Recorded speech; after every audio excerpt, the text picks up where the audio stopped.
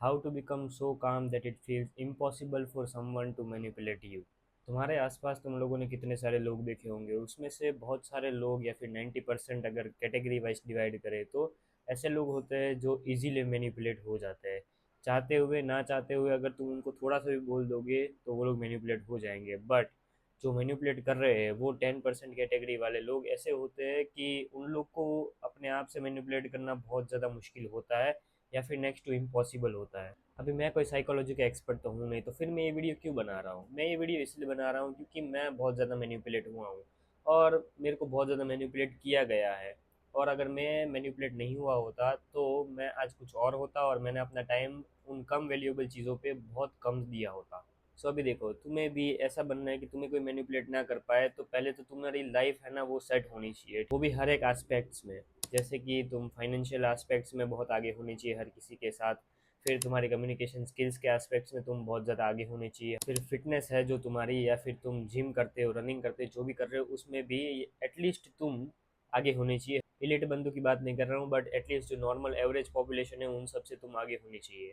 फिर लिटरेसी के बारे में बात करें तो उसमें भी तुम हर किसी से आगे होनी चाहिए। इसके अलावा भी कुछ एस्पेक्ट्स है जिसके बारे में शायद मैं नहीं जानता हूँगा या फिर मेरे ध्यान में वो नहीं रहा होगा, बट ये जो चार एस्पेक्ट्स है ना वो तुम्हारी लाइफ डिसाइड करते हैं। और अगर इन चारों एस्पेक्ट्स में तुम स्टेबल हुए तो तुम्हें बहुत हार्ड हो जाता है किसी को मैनिपुलेट करने के लिए। अभी मैं ये नहीं बोल रहा कि तुम हर किसी में टॉप वन होने चाहिए, बट तुम एटलीस्ट जो एवरेज पॉपुलेशन है उससे आगे होने चाहिए। फिर अगर तुम्हें भी ऐसा बनना है कि तुम्हें कोई मैनिपुलेट ना कर पाए तो तुम्हें ये तीन चीज़ों के ऊपर ध्यान देना है, ठीक है? अभी जो मैंने पहली चार चीज़ें बताई वो तुम्हारी एवरेज या फिर अबव एवरेज होनी चाहिए, तभी जाकर तुम ये तीन एस्पेक्ट्स है उनके ऊपर काम कर पाओगे और तभी जाकर तुम ऐसे बंदे बन पाओगे जिसको मैनिपुलेट करना या तो इम्पॉसिबल हो जाएगा या तो बहुत हार्ड हो जाएगा। अभी अगर तुम किसी ऐसे बंदे को जानते हो जो बहुत ज़्यादा मैनिपुलेट करता है किसी को भी, तो उसका ट्रेड क्या है कि वो किसी को मैनिपुलेट कर देता है बट खुद मैनिपुलेट नहीं होता है। तो वो इतना काम है कि वो हर एक सिचुएशन को या फिर हर एक उस बंदे के वर्ड को सोचता है और देखता है कि ये मेरे को मैनिपुलेट कर रहा है कि नहीं,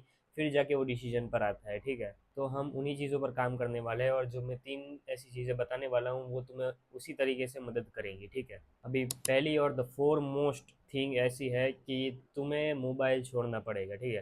क्योंकि मोबाइल तुम देखते हो तो तुम इंस्टाग्राम या फिर यूट्यूब जो भी कुछ भी देख रहे हो या फिर कोई भी ऐसी न्यूज़ चैनल देख रहे हो, उसमें तुम इंफॉर्मेशनल वीडियो ही क्यों ना देख रहे हो, बट कहीं ना कहीं ऐसा होता है कि तुम डोपामिन का डोसेज जो है वो ज़्यादा ले लेते हो कभी कभार, ठीक है?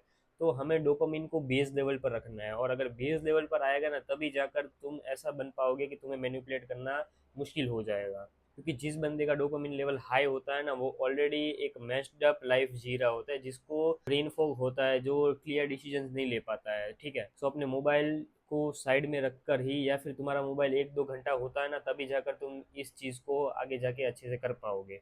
अभी मैं ये नहीं बोल रहा कि तुम अपने सारे इंपॉर्टेंट टास्क छोड़ दो, बट मैं ये बोल रहा हूँ कि तुम जहाँ पर भी अपना टाइम वेस्ट कर रहे हो ना, जैसे कि सोशल मीडिया है या फिर कोई भी ऐसे बंदे है बंदी है जिनके साथ तुम हमेशा बातें करते रहते हो और टाइम वेस्ट करते हो, ठीक है? तो ऐसी ये सब सिचुएशन के बारे में बात कर रहा हूँ और मुझसे ज़्यादा बेहतर तुम जानते हो अपने आप को कि तुम कहाँ टाइम वेस्ट कर रहे हो। सबसे पहली चीज़ यही है कि तुम्हें मोबाइल छोड़ना पड़ेगा और अगर तुम नहीं छोड़ते हो तो आगे की जो मैं दो हैबिट्स या फिर दो चीज़ें बताने वाला हूँ वो तुम्हें कभी मदद नहीं कर सकती है, ठीक है?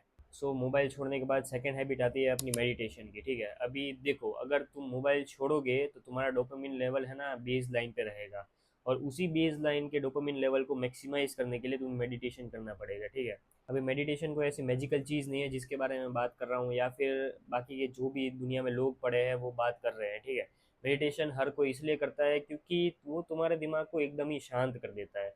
वो तुम जितना भी सोचते हो ना पूरे दिन का, वो थॉट्स तुम्हारे दिमाग में आते रहेंगे, बट ऐसा होगा कि तुम अगर हर एक थॉट के बारे में सोचोगे ना तो फिर तुम कहीं ना कहीं डायरेक्शन लेस बन जाओगे, क्योंकि तुम हर एक डायरेक्शन में सोच रहे हो, ना कि ऐसे डायरेक्शन में सोच रहे हो जो एक यूनी डायरेक्शनल चीज़ है, ठीक है?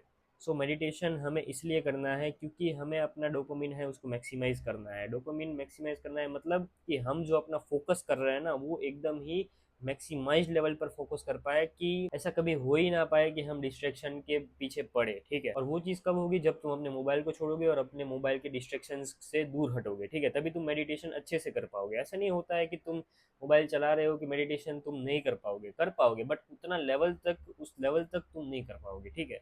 थर्ड चीज़ है रीडिंग करना। जितना हो सके उतना रीडिंग करो, ठीक है, जितना हो सके उतना, जितनी बुक्स तुम पढ़ सकते हो उतनी बुक्स पढ़ो, चाहे वो सेल्फ इंप्रूवमेंट या सेल्फ हेल्प हो, साइकोलॉजिकल हो, फिटनेस से रिलेटेड हो, चाहे कुछ भी हो। ऑफ कोर्स तुम्हें नॉन फिक्शनल बुक्स ही पढ़नी है, फिक्शनल बुक्स कोई भी नहीं पढ़नी है, ठीक है। अभी मैंने प्रीवियसली एक वीडियो जो अपलोड करी थी ना, उसमें मैंने बताया था कि तुम्हें ये हैबिट्स पैसे कमा के नहीं दे सकती है, तो वही सेम चीज़ है कि इसीलिए मैंने जो 4 एस्पेक्ट्स पहले बताए थे ना, वो एस्पेक्ट्स तुम्हारे एटलीस्ट 50% से अबव है ना, तभी जाकर तुम इन सब हैबिट्स में पढ़ सकते हो, और तभी जाकर तुम अपने आप को ऐसा बंदा बना सकते हो कि तुम्हें मैनिपुलेट कोई ना कर पाए। सो पहले तो तुम्हें उन 4 एस्पेक्ट्स के ऊपर काम करना है, और ऐसा नहीं है कि तुम साइड बाय साइड उन एस्पेक्ट्स पर भी काम कर पाओगे और इन पर नहीं कर पाओगे, ऐसा नहीं है, तुम हर एक चीज़ पर काम कर सकते हो, ठीक है। वो जो 4 एस्पेक्ट्स मैंने बताए उनके ऊपर भी काम करो, और ये जो 3 चीज़ें मैंने बताई है उनके ऊपर भी काम करो। जैसे जैसे तुम्हारे वो 4 एस्पेक्ट्स है वो सुधरते जाएंगे, उनके परसेंटेजेस बढ़ते जाएंगे, वैसे ही तुम्हारे जो 3 हैबिट्स है ना वो भी तुम्हें इवेंचुअली बेनिफिट करना स्टार्ट कर देंगे, और तुम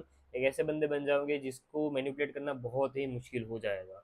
तुम्हें मेडिटेशन, रीडिंग और अपने मोबाइल एडिक्शन को दूर रखते हुए अपने आप को ऐसा बनाना है कि तुम एक मॉन्क बन जा रहे हो, ठीक है। क्योंकि एक मॉन्क का क्या होता है पता है, वो कभी भी अपने आप को ऐसी सिचुएशन में नहीं डालेगा जहाँ पे वो डिस्ट्रैक्ट हो जाए। वो इतना काम होता है या फिर काम होते हैं कि उनको तुम चाहे कितना भी कुछ बता लो, कितनी भी मोह माया दे दो, वो उन सबको तिरस्कार कर कर ही आगे बढ़ते रहेंगे, ठीक है। ऑफकोर्स ये चीज़ भी आती है कि उन्होंने मोह माया का तिरस्कार कर दिया है, बट एक चीज़ उनमें से सीखने लायक है कि वो डिस्ट्रैक्शन फ्री लाइफ जी रहे हैं, ठीक है। और अगर तुम भी डिस्ट्रैक्शन फ्री लाइफ जीना चालू कर दोगे तो तुम भी सक्सेस देखोगे, और तुम भी अपने आप को ऐसा पाओगे कि तुम्हें मैनिपुलेट कोई ना कर पाए।